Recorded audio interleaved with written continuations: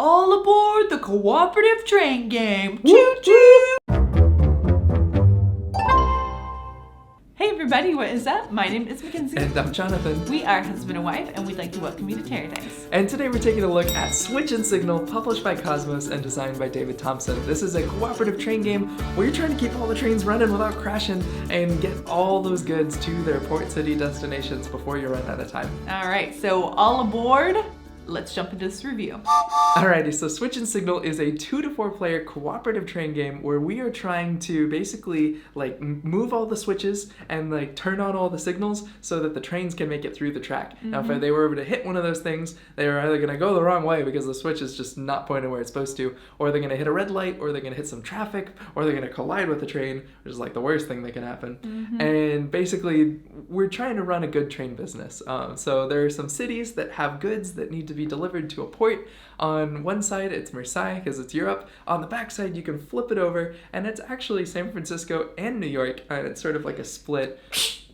Bless you. All right, keep going. It's sort of like a split North America board. So essentially the way it's going to work is on your turn, you're going to have 5 cards in your hand, and you're going to play any number of those cards. So the cards are either going to be switches, which means you move one of the little black pieces so that it opens up the train track in a different direction. You're going to have 3-way and 4-way train tracks. So sometimes there's going to be 2 to move, sometimes it's just going to be the 1.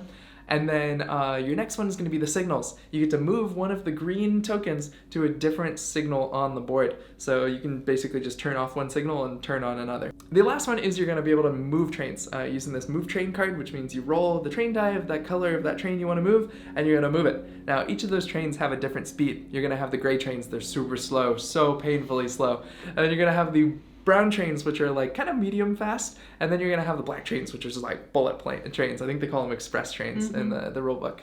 And so they're gonna be doing that based on your actions. Now you don't have to use all your cards. They also have a couple other uses. You can use them to load goods and get some wild actions. But whichever cards you don't use are gonna stay in your hand, and you're still going to draw 5 more cards. So you can have more cards for your next turn if you'd rather. Now, before you do any of that, though, at the start of every turn, there's going to be a card that comes out that is going to deploy and move some trains. So when it's deploying trains, it's going to tell you basically roll the dice, and it's going to put it at one of the train depots sort of around the edge. If you want a little less randomness, they also have a module with punch-out tokens where you're going to get each station once. Now, once you do that, there'll also be a couple trains that move. For every train color that shows up on that card, you're going to move all the trains of that color. So if all the blacks are moving, you're going to have to make sure that you've got space for all of them to move. Mm-hmm. So it's kind of like a fun puzzle to figure that out. I would like to describe this as, it's kind of like you're trying to keep all the balls up in the air at once, or trying to spin plates, and you're just trying to, so that you got to keep it going so that the trains don't crash. You can get everything down at the same time. So it's this balance of working with the slow trains and the medium train and the fast train, because you have to balance if they're going to crash into each other and getting those. And it's hard. We actually lost the first time. Yeah. But it might have been there was a screaming baby while we were trying to play. She was trying to play and wasn't really helping. It was cute at first. It was cute.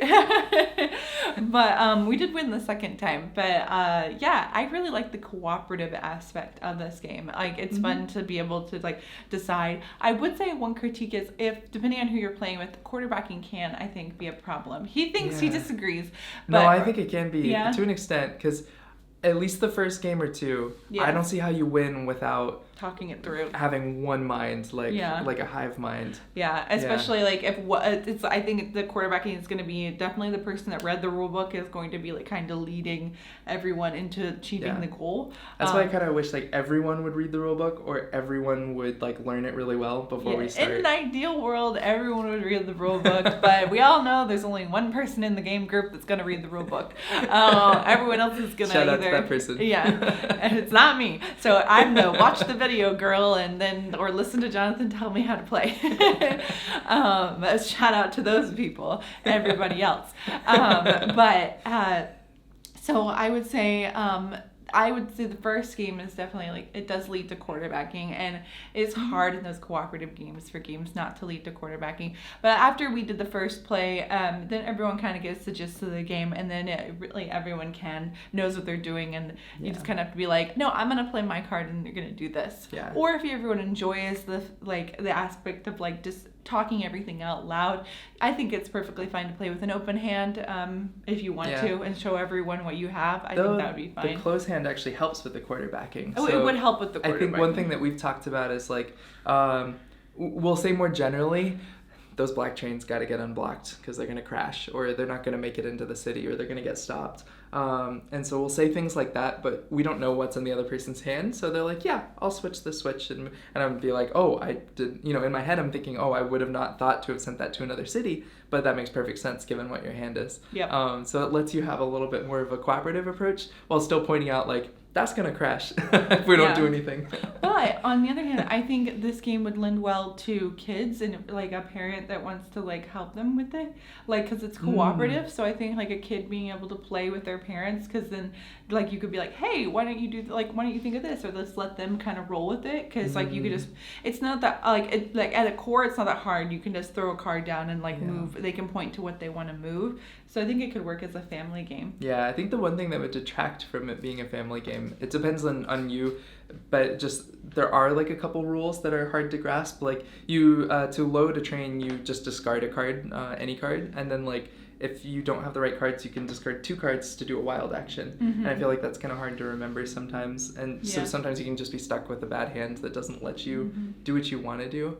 Yeah, that's why I would say the cooperative leaves it to them. Yeah. If you want to let the quarterbacking like take hold of it, then the kids could play along with that game. And let's talk about the time penalties. Yes. So basically, any time that a train would have to move and it can't, like let's say you're right behind a super slow train and you got to move 4 spaces. For every space that you can't move, you're going to remove time from this like clock.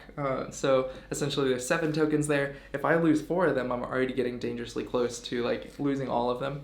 When you lose all of them, what's going to happen is you're going to immediately lose one of the cards from the kind of event deck, and when that event deck runs out, you lose the game. So then all the tokens would go back. So, and there's spillover, so if I like lose 4 and I only had 2 to lose, I'm already starting with 2 less.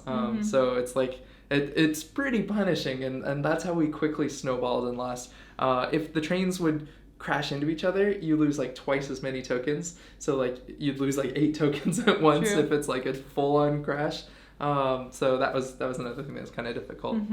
I do really like the double-sided board though, so you can play like Europe on one side and then America on the other side. I wish we had today those amazing train systems that it shows on the board. Yes. But it is fun that has that dual purpose, so you can play either side. And there's a rule difference, right? Like America, like there's a slightly different rule difference. Yeah, there's like a couple different rule changes. The main one being that there's 2 split ports, so you need to send one good in each direction. Right. Which is kind of fun because it definitely adds some variability to the game, where like what was nice was once we set up the Paris track, it's just like set up and it's like it just worked, and you could just leave the switches that way. But this way you'd actually have to switch things a lot more. So you'd say start with the European side and then move to the American side? It recommends that in the rulebook, yeah.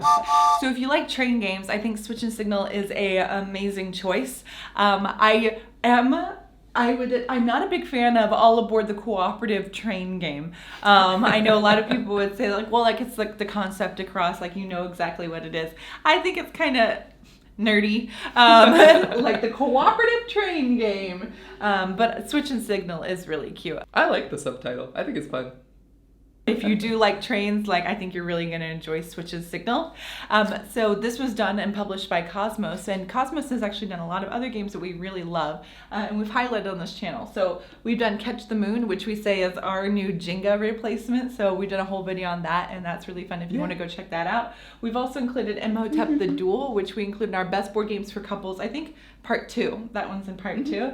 And then they did the whole Exit series, which is basically an escape room in a box. So it's a one-time use, like fully immersive escape room where you can all play together and try and beat out all the clues. Very, very fun. And they also did Drop It over here, which is just also a fun family game. So I think I admire Cosmos because they do a wide variety. All of them really accessible to the family. Really accessible to the family, but also different themes, different levels, like more gamerish Switch, like Switch and Signal, down to like Drop It, which is a fun family game. So wide variety. So if you're looking for more games that are similar to Switch and Signal or a different publisher to dive into, I definitely check out Kosmos. All right, everyone, that is our review of Switch and Signal. If you like this video, make sure to like and subscribe and hit that notification bell so you can know whenever we put out a new video. And let me know down below, what is your favorite train game? I would love to discuss it down below. As always, thank you so much for watching, and we'll see you next time. Happy playing!